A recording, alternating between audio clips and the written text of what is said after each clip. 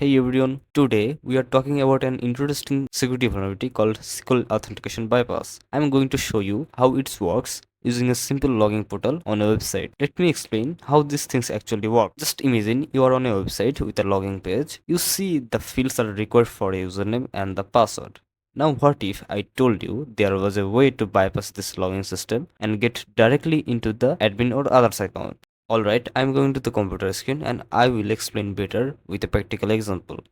You can see right over here, this is a basic login page where we can enter victim username and password. Let's say the username is admin and I don't know the actual password.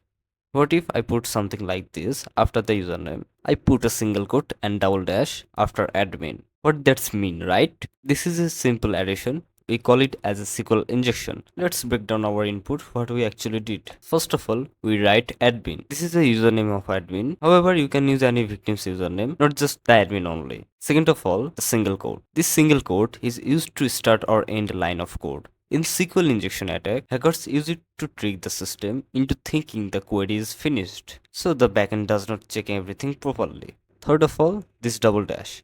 This is the SQL comment indicator. In SQL, anything after this double dash is used to comment out the rest of the query, essentially bypassing the remaining logic of the SQL statement. Let's do this in practical. Now we can use this whole thing as a username and as a password.